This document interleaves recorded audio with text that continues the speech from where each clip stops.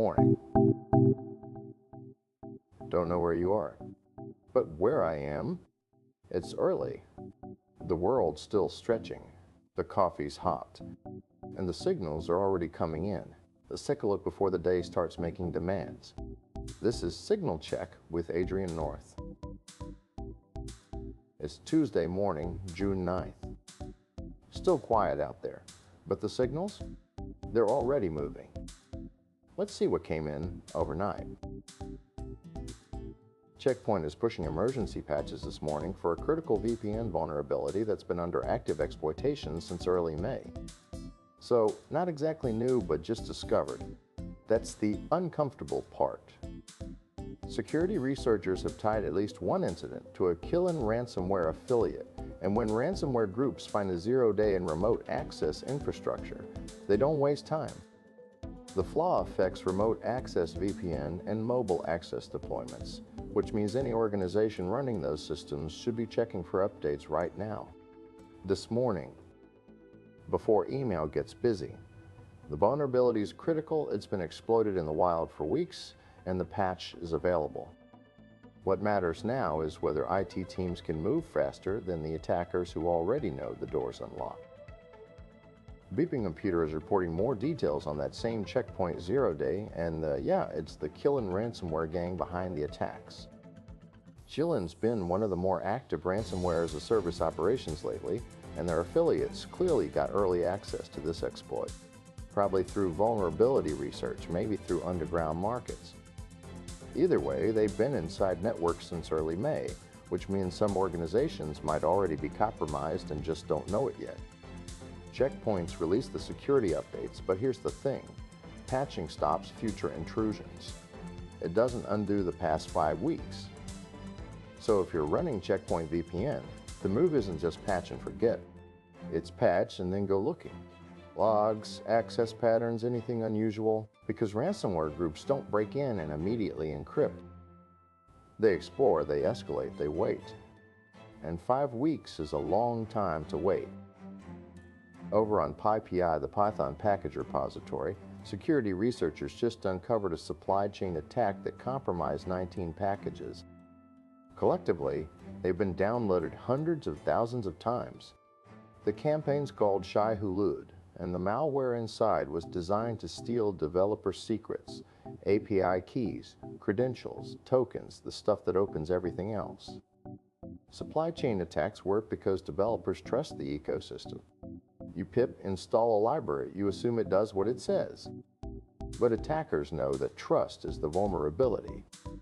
They don't need to hack your servers if they can just slip malicious code into a dependency that you willingly pull into your environment. And once it's there, it runs with your privileges. It sees what you see. The 19 packages have been removed now, but if you've installed any Python libraries recently, especially science-focused ones, it's worth double-checking your dependencies, and maybe reconsidering how much you trust a package just because it's published.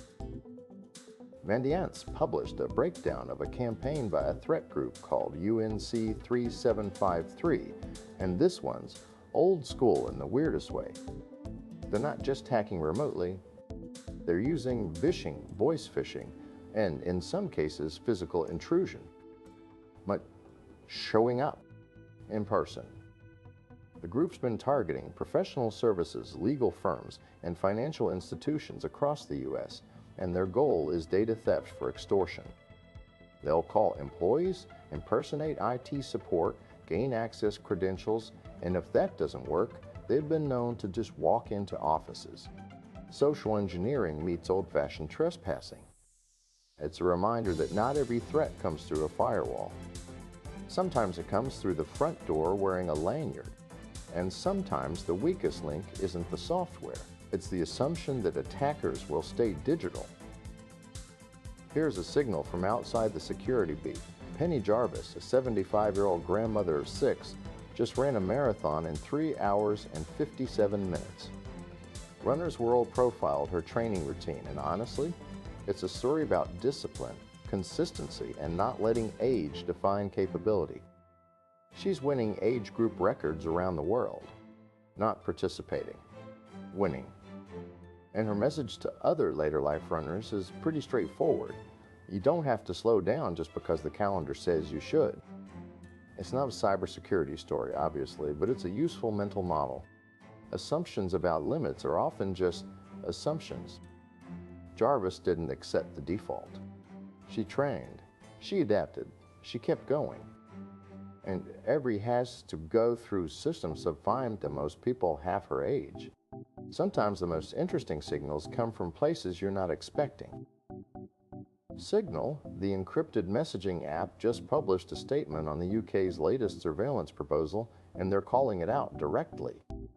The title? Surveillance is not safety. The UK government's been pushing for expanded monitoring powers, framed as necessary for public protection, and Signal's response is not subtle. They argue that weakening encryption or building surveillance backdoors doesn't make anyone safer. It just makes everyone more vulnerable. The statement's getting traction, over 350 points on Hacker News and more than 100 comments, and the core tension is always the same. Governments want access. Security experts say access for one is access for all. There's no such thing as a backdoor that only the good guys can use. Signal's drawing a line, and given how often these debates resurface, it probably won't be the last time they have to make this argument. But the argument matters, because once you normalize surveillance in the name of safety, you don't get to choose who does the surveilling. That's Signal Check for today. Close the tabs, step outside, the day's waiting. We'll talk again next time.